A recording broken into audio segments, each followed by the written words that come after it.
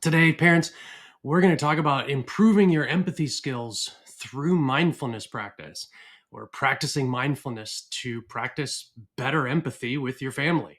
Parents and caregivers, would you like to use empathy naturally without struggling?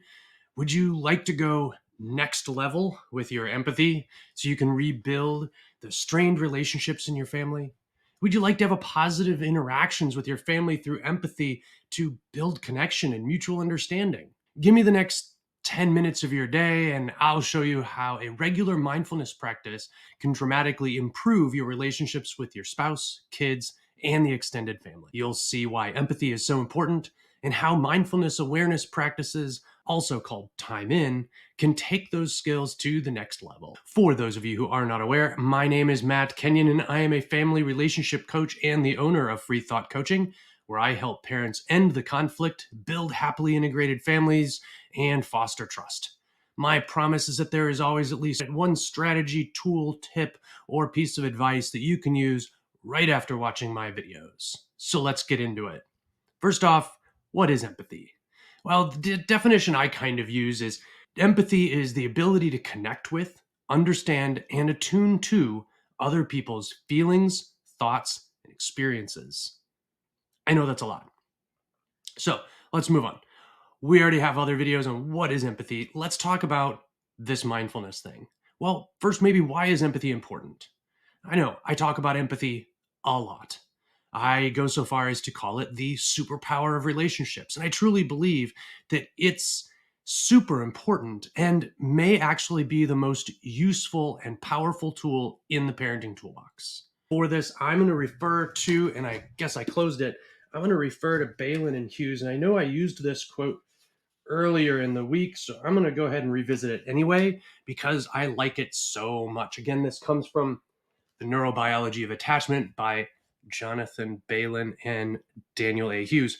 And they say, quote, "It is no wonder that there is probably more evidence for the effectiveness of empathy as a therapeutic intervention and experience than any other intervention that has ever been discovered or developed."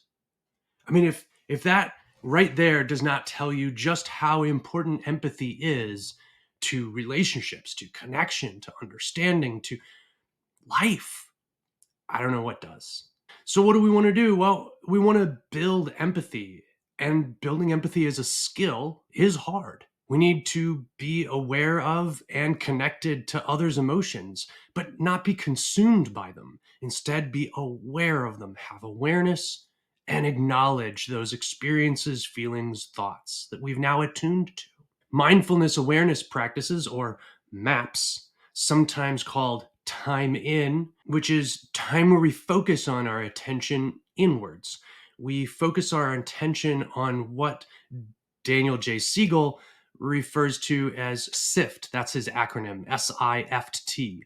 And it stands for sensations, images, feelings, and thoughts. And those are the things that we want to focus on when we practice these mindfulness awareness or time in practices and practice introspection. Some examples of mindfulness awareness practices or time in practices would be yoga, meditation, tai chi, prayer, quiet introspection, say on a walk, or just sitting on a park bench. In fact, sometimes just going for a walk with your fur baby, otherwise known as your pets, might actually qualify as time in if you're spending it in quiet introspection. Mindfulness awareness practices build awareness, which is what we need in order to empathize and not get caught up in someone else's emotions, but work to understand and empathize instead. Balin and Hughes, in their book that I referenced before, the Neurobiology of Attachment Focused Therapy, point to research that shows that MAPS build our ability to slow down and be reflective versus reactive to situations.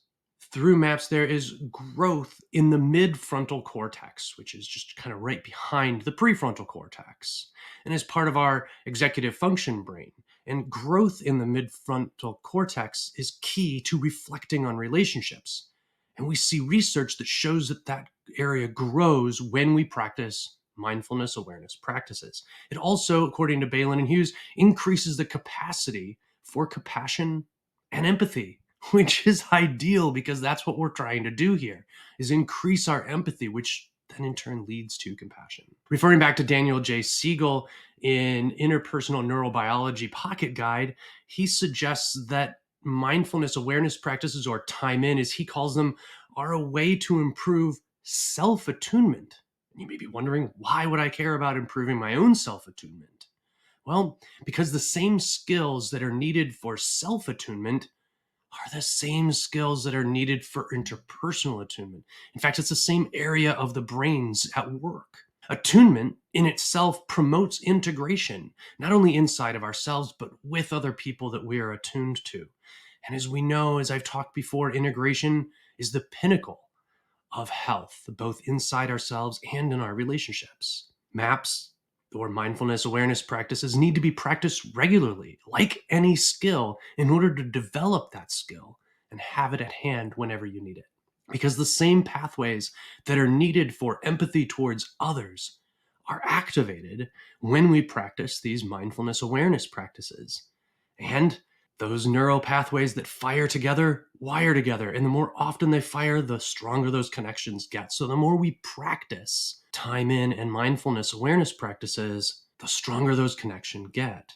Now, some people think that introspection or spending time thinking about yourself is a selfish act because it's only reflected inward. The reality is that that practice actually builds the neurocircuitry needed for interpersonal integration and empathy. It's not selfish at all. It's practice and training. So we need to be present in the here and now in order to practice empathy and with awareness, and not get caught up in someone's emotions, but instead see them. And it actually can help us be aware of our own emotions and not get caught up in those, thus opening our window of tolerance and increasing our response flexibility. If you want to know more about those, I actually have videos that I did about that.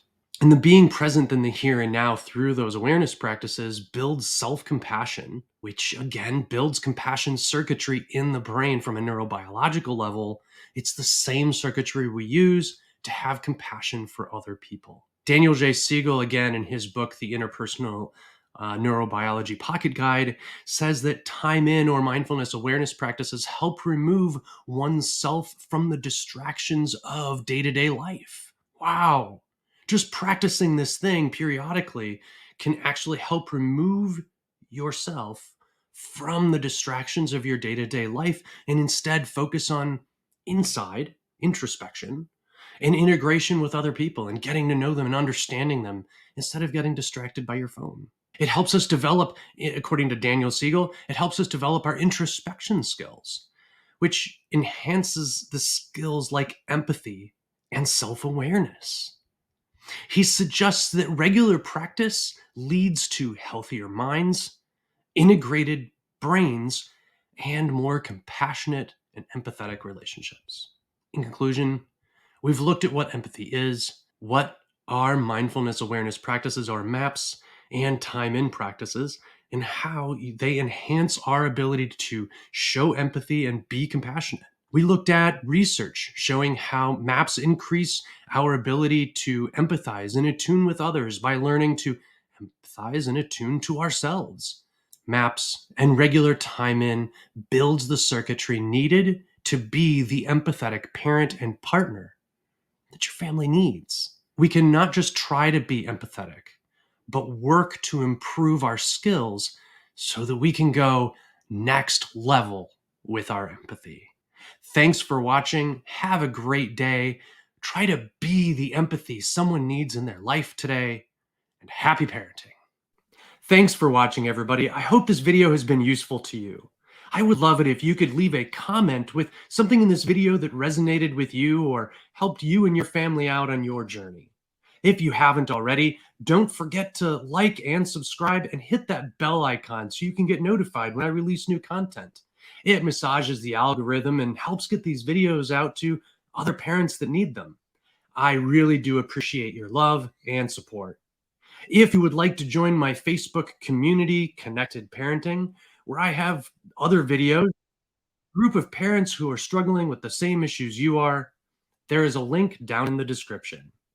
Have a great day. Try to be the parent your kids need today, Happy parenting.